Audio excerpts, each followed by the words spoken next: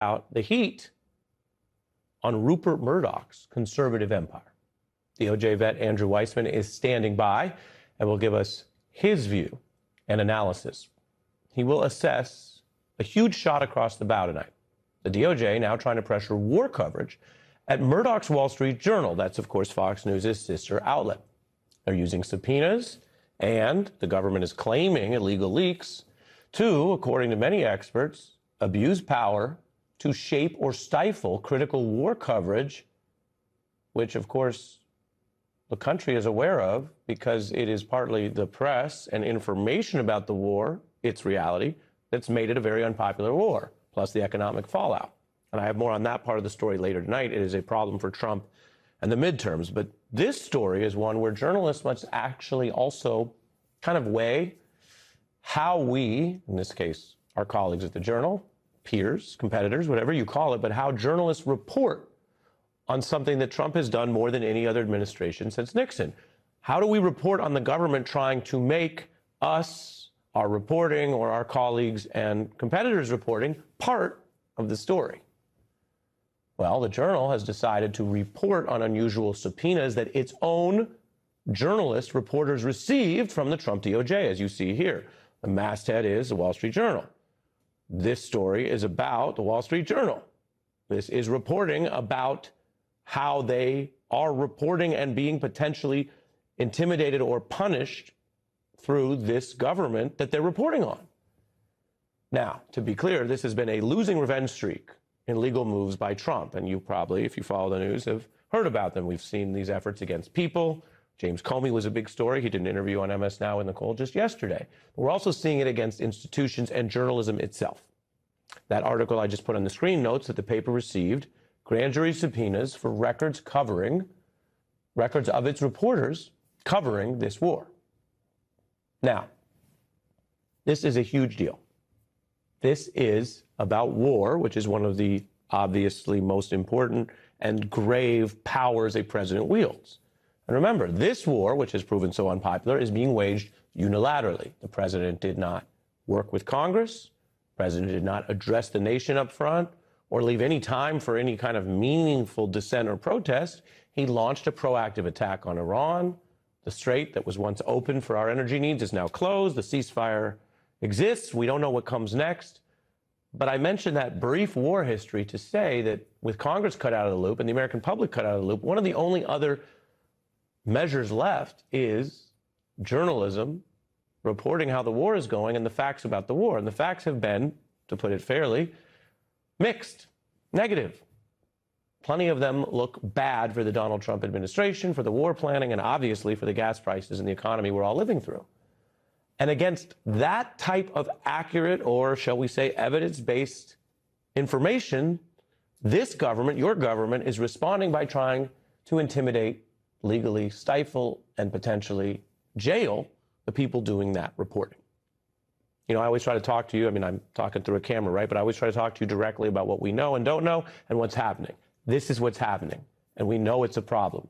We also know that our Constitution, in the 250 years that we're celebrating, argues exactly against any leader, I don't care what party, who would try to rule our government and crush the First Amendment. It's the first for a reason, and crush this type of free speech. So that's why this matters. Andrew, as I mentioned, joins me shortly. I want to tell you about the methods because it's really something.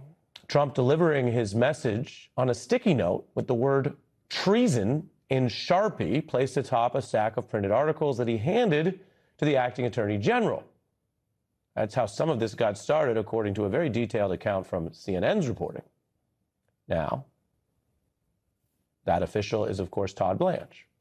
And he's under this public pressure by Trump to take measures that, I want to be clear, might ultimately, if he takes them, see Mr. Blanche investigated, sanctioned, or disbarred.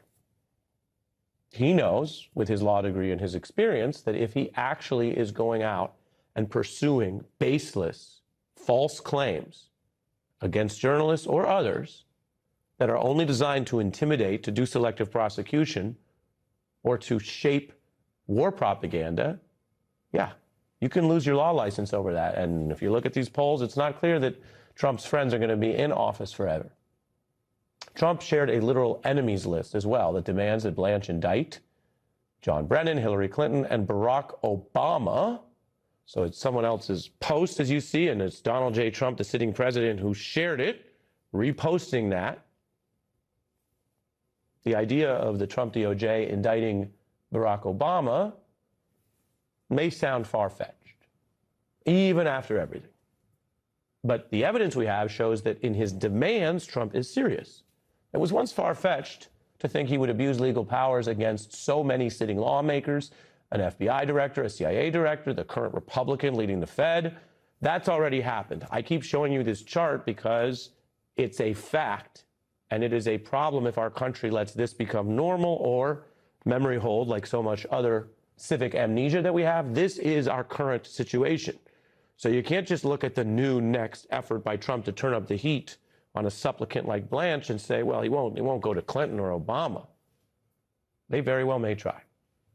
Remember, this list of faces were already pursued, most of them, under an attorney general that Donald Trump just canned for not doing enough, in his view. That's why we have Blanche instead of Bondi. Now, the guardrails have still prevented any of these efforts from succeeding. Depending on how you count, he's 0 for 20 or 0 for 25, 0 and 25, but none of these cases have led to any conviction. Many of them, as you saw, have been tossed. But Trump views Blanche as his enforcer. We have a man who's doing a great job, I'll tell you. I knew it, because he kept me out of jail for years. Acting Attorney General Todd Blanche. I said the other day that some of that stuff should be looked into. They said, weaponization, he's a terrible human being, weaponization, right, Cash? They blame me for weaponization. He is not the communicator he once was. Indeed, Donald Trump, who used to be pretty good at PR, knows that you don't just repeat the attacks on yourself. They blame me for weaponization, he says, reminding everyone that he is weaponizing the government, using a term that even the right has said is bad, because he is weaponizing the government. You can call it weaponization, you can call it lawfare. The actual term in the law, when you prove that the government has gone after a person for illicit reasons rather than just investigate the facts where they lead, it's called selective prosecution. It gets your case tossed. It can get the prosecutors, of course, sanctioned, as I mentioned, which is something that Mr. Blanche should think about. It's not my job to give him legal advice, but we'll run this clip later if we have to, if Mr. Blanche ultimately not only discredits himself, but loses his law license or worse, because if he goes forward with some of these things, like going after Obama and Clinton because the president asked for it, yeah, that would look like selective prosecution without at least clear evidence to the contrary. Now, Trump is taking these legal weapons well beyond the Obamas or the Democrats that he's called out, or the critics. He is now, as I mentioned, the lead story that we're going to bring Andrew in on, going after the conservative institution of Murdoch's Wall Street Journal. Now, previously, you may recall, he sued them over their Epstein coverage and lost in the civil courts. And I want to be clear. Anyone in this country can afford themselves the civil courts, including government incumbents. So that is something he can do. He lost, so he had no case, but he can do that.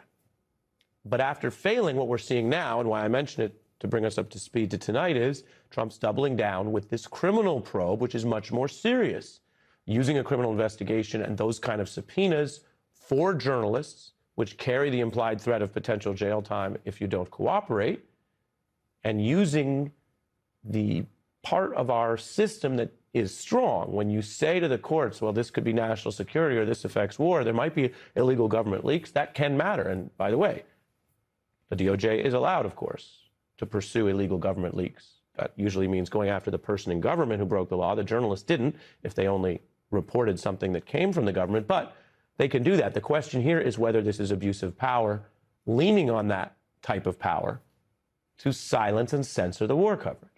Now, Rupert Murdoch is a big figure.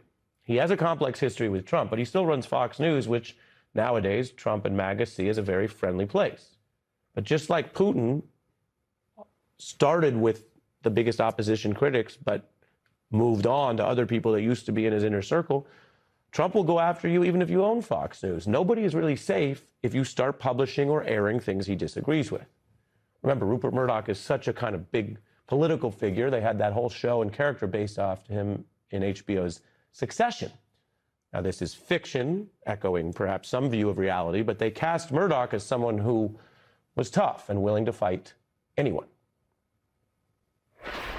Here's the safety briefing. If you move against me, I'll put a hole in the back of your head. Tough guy. That is a fictional character based on the real Murdoch, but plenty of folks said that that toughness and that style reflects the now aging patriarch of that conservative empire. What will Murdoch do next? What is the DOJ up to? I want to bring in Andrew Weissman, of course, DOJ vet, and the author of the upcoming Liar's Kingdom, How to Stop Trump's Deceit and Save America. That's out this month. You can get Liar's Kingdom on pre-order now wherever books are sold. Andrew, I mentioned that while any selective prosecution is wrong, Murdoch runs American media properties that are overwhelmingly favorable to Trump in editorial, on air, and yet here they are caught up in these same tactics. What do you see? So here's the tension. If this was an investigation into the leaking of classified information, if it was the investigation into the leaking of information that, although not classified, could endanger our soldiers and the ongoing war effort, leave aside that the president says we're not at war. That is something that can be a legitimate investigation. Sure. The problem here is that the track record of this administration is that they have a war on facts. And with Todd Blanche, as they did with Pam Bondi, they basically have a choke chain on the acting attorney general, and you see him doing the president's bidding.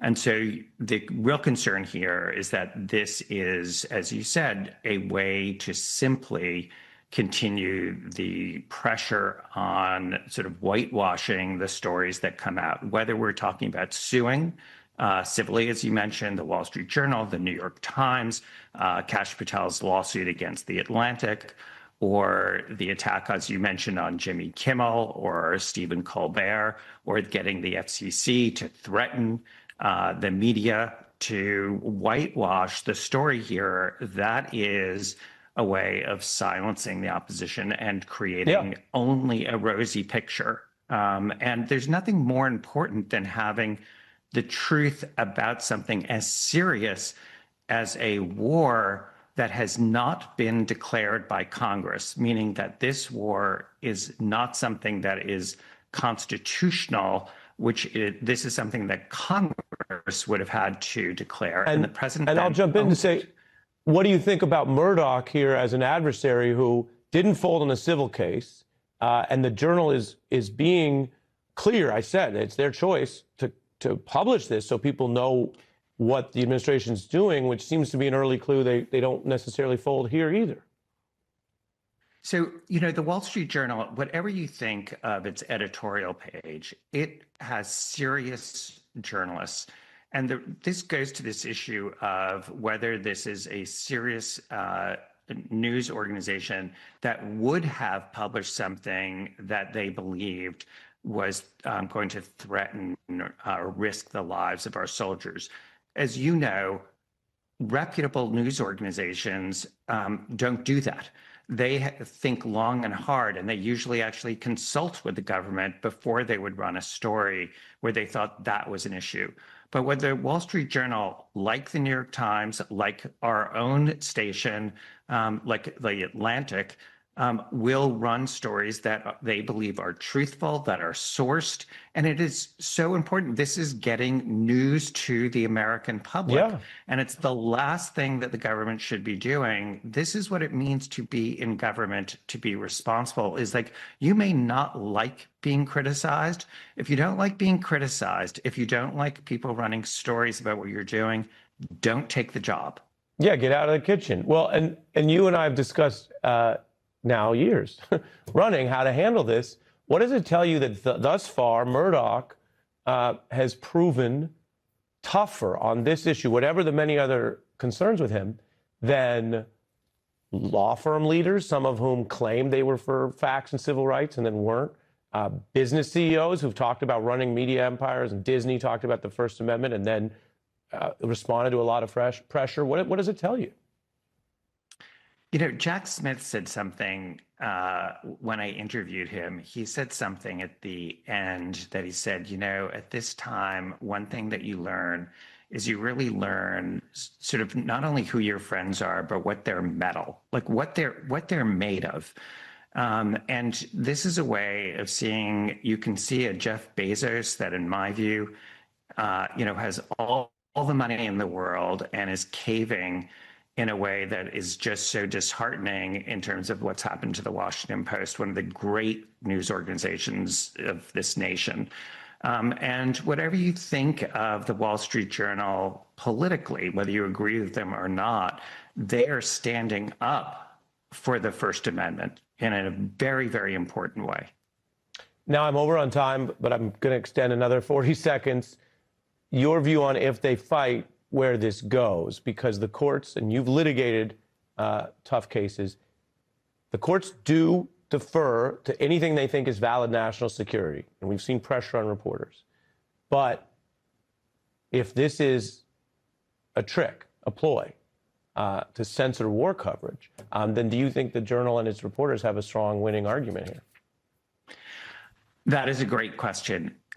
If the government cannot come up with a sort of bona fide reason for a leak of classified information or information that could endanger, you know, the war effort, I think that the Wall Street Journal has a very good argument that this is to harass. And that there is a Supreme Court case that you cannot do this. That is the basis that Judge Boasberg used to quash the subpoena of the Federal Reserve with respect to Jerome Powell, that these were grand jury subpoenas to harass. But people should know that is a very hard thing to show. Normally, as you mentioned, there's enormous deference to the government with grand jury subpoenas. And in many ways, this is sort of winning no matter what for the government, because this is the threat is there. What the message is to every news organization is think twice, because you can get a grand jury subpoena too. And to me, there's both the Trump story, but there's also the Todd Blanche story, that you are seeing such brazen activity. And it's part of that is not just about him, but it's about this idea that he is the acting attorney general. And so there really is this sense that he's on such a short leash that he's willing to do things that somebody who for years was a career prosecutor and knows very well the difference between sort of selective and vindictive actions and really bona fide good faith actions. Right. And you're referring to that standard I mentioned, the selective prosecution, which even if you're the acting attorney general, if that's what you're proven to have done, there are consequences later. Maybe he's just tried to live in denial of that. He's watched Pam Bondi, like others, fail to give Trump everything he wants, just like Mike Pence gave him everything except an insurrection and faced, of course, threats of violence. And so we've seen this pattern over and over. Here we have Blanche, as you say, on the audition trying to do this as if if you don't deliver the next one that he wants, the Clinton and the Obama and all the stuff I documented, that you're going to be Gucci. You're not. Andrew, thanks for joining us. You're welcome. Appreciate it. Here's something I've never said on this program. Thou shalt have no idols before me. Yes, a little biblical reference, which is leading to Trump ridicule. If I may say, it is a full-grown cow. That is a golden cow. And Trump facing an economic gap. I don't think about Americans' financial situation. I don't think about anybody. Yeah, why think about the people you serve? But we're back with a major development on Epstein in 90 seconds. House Democrats are using their powers, and that means Trump has failed to stem this Epstein scandal. Today, the lawmakers actually went to Florida to hold what they call a field hearing and soliciting and basically bearing witness to sometimes emotional testimony from Epstein accusers. He abused so many girls after 2009 at the same exact time that I was asking the government why he got the deal and why they violated my rights. The failures of those sworn to protect us have overwhelmed me. He made it clear that he held the cards. They used my dreams against me. I hope this never happens again to anybody. Keep it in the history books. Don't stop fighting. The hearing also featuring discussions of following the money. Some of these men enabled financial crimes. Follow the money. Financial records are not secondary. They may be the key to exposing the full network. If we're serious about following the money, I believe that these SARS reports must be disclosed by the U.S. Treasury Department now, immediately today. Financial crimes can open the door and lead to real prosecutions. We're joined by Democratic Congressman Raja Krishnamurthy, member of that House Oversight Committee, who was at today's hearing. What was today about? What do you think it accomplished? Well, thank you so much for paying attention to this extremely troubling saga where thousands, literally thousands of girls, now women, survivors of Jeffrey Epstein's heinous child sex trafficking ring, have yet to receive a single measure of justice.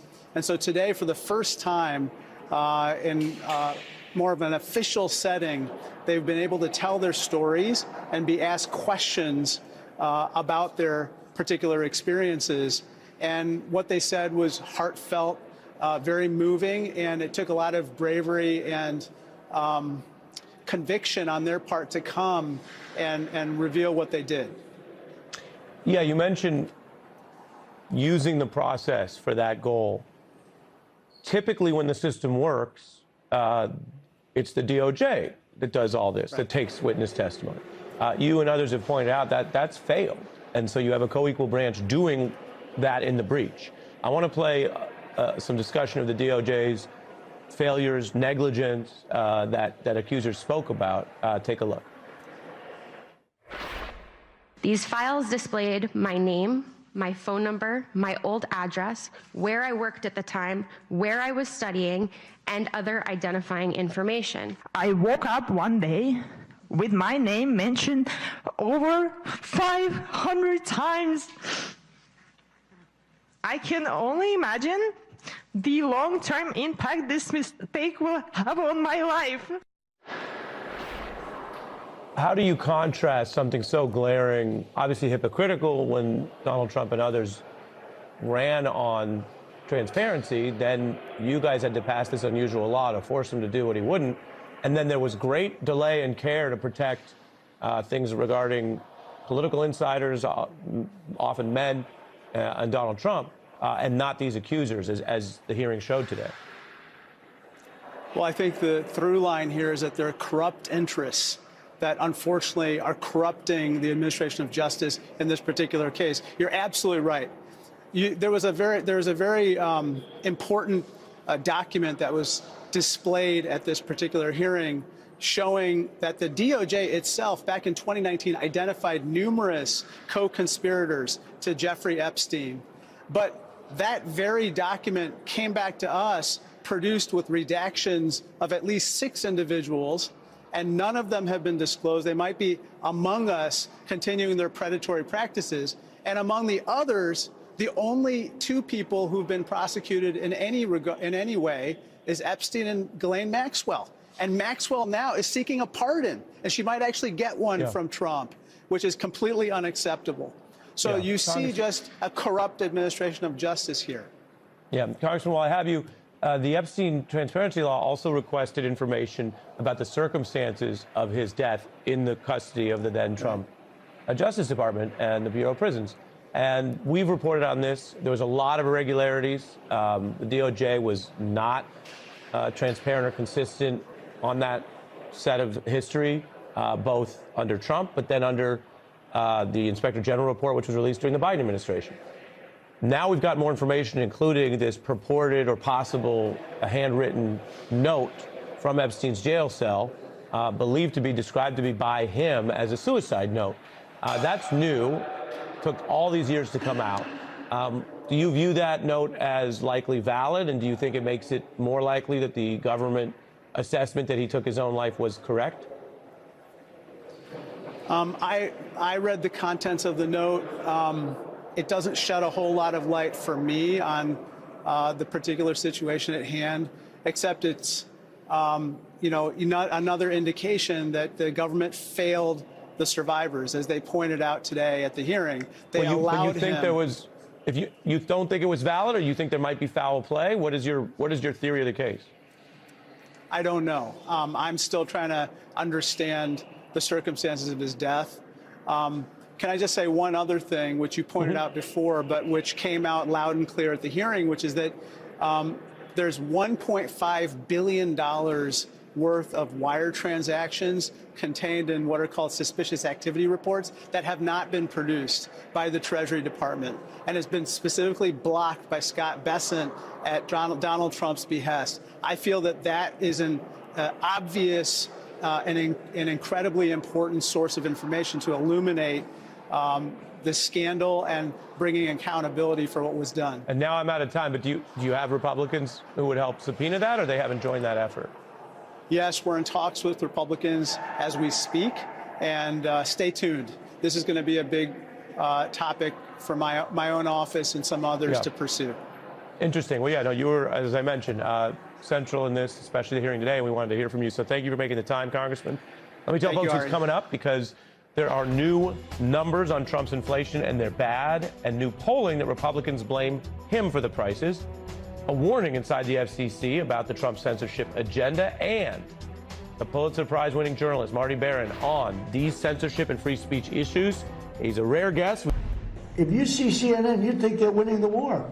If you read the New York Times, it's actually seditious, in my opinion. We get the radical left to say, we're not winning. We're not winning. They don't have any military left. It's unbelievable. It's actually, I believe it's treasonous. Donald Trump talking about accusations of treason. DOJ opening the investigation that started our show tonight on the Wall Street Journal. There's a wider campaign of intimidating anyone, including the media and other entities that simply surface or publish opposing views. We're now joined by the veteran journalist Marty Baron, who was executive editor for the Washington Post, including during part of the Bezos era, and is a decorated journalist. Welcome back. Thank you. Good to be here. Your reaction to the Wall Street Journal's approach, which Murdoch has backed, resisting the civil lawsuits where others settled, and now, from what we can tell, publishing, kind of adding sunlight to this effort that seems to be potentially to intimidate war coverage. Well, I'm glad the Wall Street Journal is resisting. They've done terrific reporting. There's been other great reporting by other news organizations. The New York Times, the Washington Post continues to do excellent reporting as well. I mean, this is part of an attack from all angles on the press. So you have these grand jury subpoenas against the Wall Street Journal. You had a raid on the home of a Washington Post reporter where they confiscated all of her, it was an unprecedented raid in a national security investigation, seizing all of her electronic devices. You have the EEOC bringing a discrimination complaint against the New York Times because a white male reporter didn't get a promotion he wanted. You have apparently the FBI apparently investigating the Atlantic magazine for reporting on Kash Patel and his alleged heavy drinking and his other behavior. So really all across the board, you're seeing this administration use every weapon within its possession to attack the press, to harass the press, and to endeavor to intimidate the press. What tactics do you think have to evolve? The classic example of Pentagon Papers, or the things we see books and movies about, were a more genteel time. And when the court finally vindicated the press, that was seen as effective. Here, it's been well documented that the hassle is the plan. They don't need to win 2 years from now. So what else do you think outlets should do? Well, I think you're absolutely right that the strategy is not necessarily to win, but to harass and to it forced the media outlets to incur enormous costs in defending themselves and just batter them with one lawsuit after the next. I mean, Trump, of course, filed his own private defamation lawsuits against the press. And now, of course, they're using the regulatory agencies like the FCC to threaten to, for example, with regard to ABC, to review all of their station licenses because they don't like the jokes that Jimmy Kimmel has made, or they don't like what's said on The View, things like that. Now, what should the press do? It should do what it's doing, I think, and that is continue to report on this administration, regardless of this harassment. And I think the major news organizations, including the Washington Post, where I was executive editor before, continue to do that. I take a bit of exception to what Andrew Weissman said before, suggesting that somehow the Post was not doing its job. It's true. I mean, I've been very critical of the posture of Jeff Bezos toward Trump, but the news department continues to do exceptional work. And that's why their reporter was the home of the reporter was raided.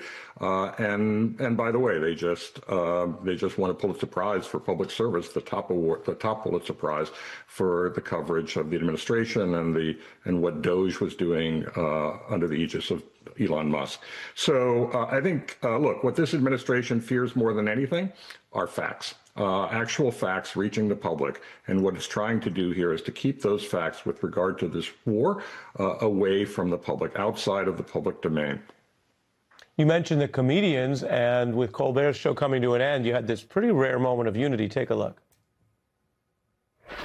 The five of us being here right now, obviously it's dangerous because we represent so much of later. Jon Stewart is designated survivor tonight. Someone has to survive for the president to be mad at. Is there anything that we have not touched on before we move on to this? I'm curious. The outrage that your show is being thrown off the air? As the old saying goes, this is America. And the Colbert example is complicated. The Kimmel one was very clear and simple. The president got the government to scare his parent company and very close into canceling him over free speech. Your view? Well, I think that's the broader point there, is that what the administration is doing is not just an attack on the press. It's really an attack on the First Amendment and freedom of expression. Freedom of expression by comics who make jokes, free expression by academics who want to report on their research, what's actually happened, by scientists who are doing the same, by business executives who should be able to advocate for the policies that they genuinely believe in and who are now afraid to do so. Attacks on lawyers for merely representing their clients in the vigorous way that they should. This is an attack on free expression in every form. It's not just an attack on the press, although the press is one of the principal targets. Really appreciate you as always, Marty Barron. Thank you. I'm going to fit a break, and when we come back, why Republicans blame Trump for rising prices.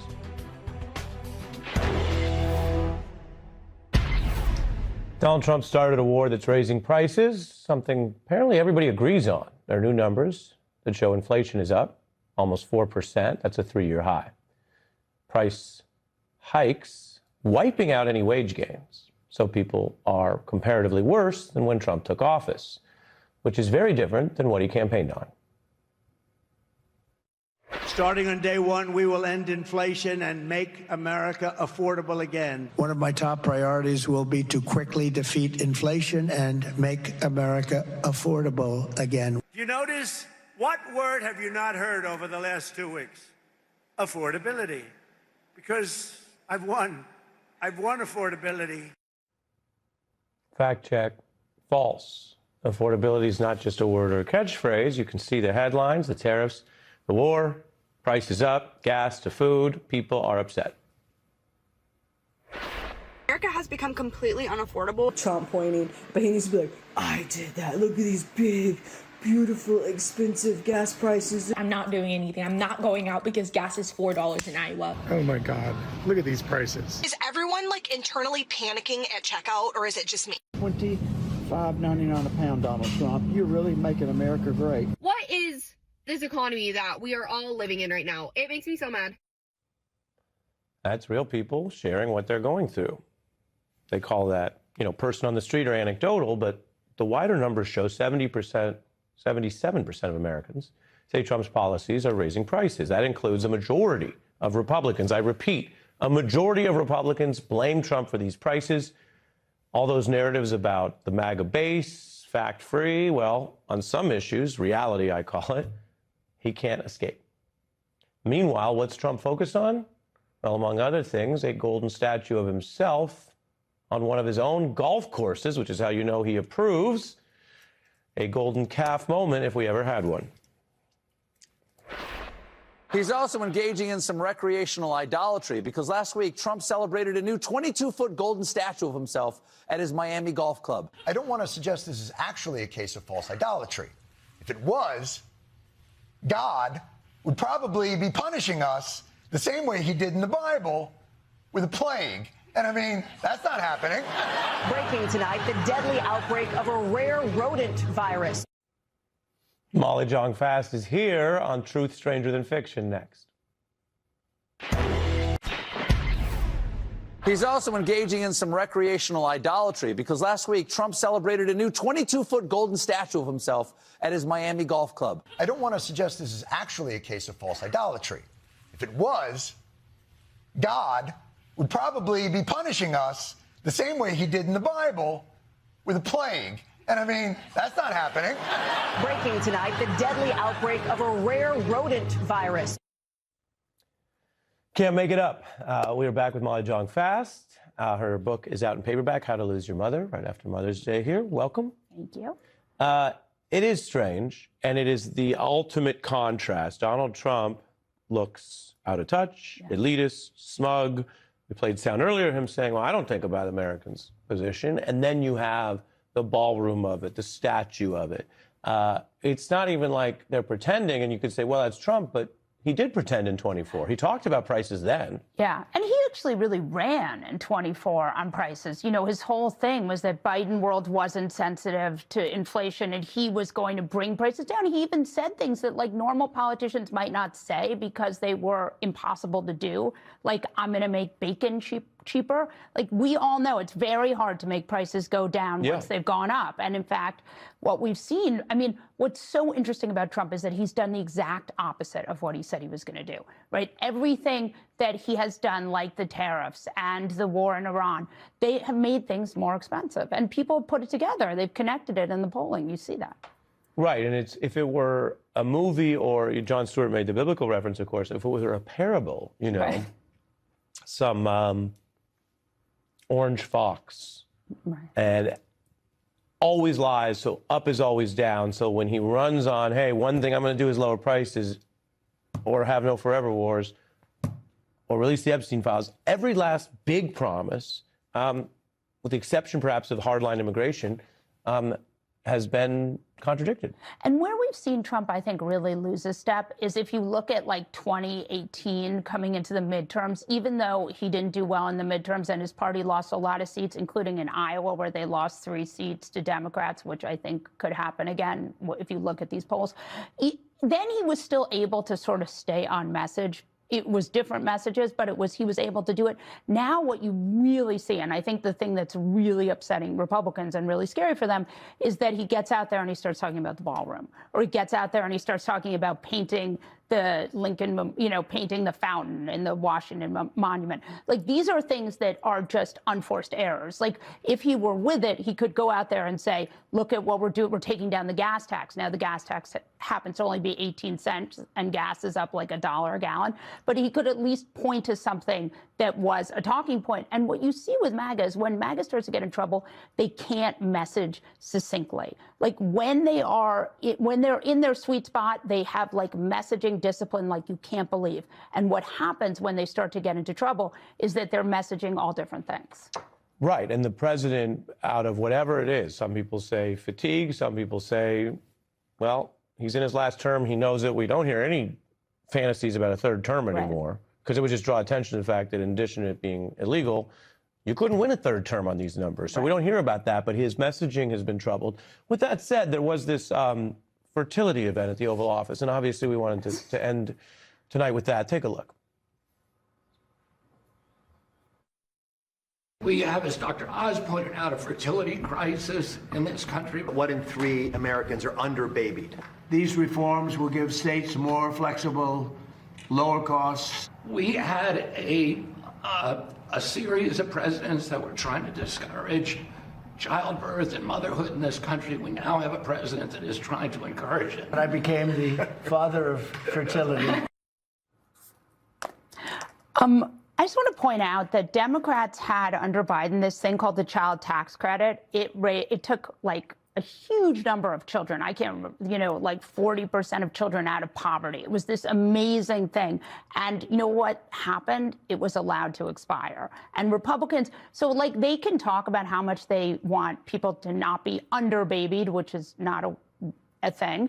But if they want to increase fertility rates, if they want people to have babies, they need to make it more affordable. And the child tax credit did exactly that. And it was allowed to expire. Yeah, I mean, it's a great point because, again, you have all this spin and then you have the actual policies. Right. We actually had Rosa DeLauro on the show when they did extend it because it's one of the biggest movers of social mobility in the federal tax code in history. And that's a real thing, whereas, as you mentioned, being underbabied may not even be a real thing. Right. And it's just like this administration does lots of like showy stuff, but what really needs to happen is the kind of legislation that gets people, makes having children more affordable, makes healthcare more affordable, makes prenatal care more affordable. That's what needs to happen. Yeah. Molly, great to see you. We'll be right back.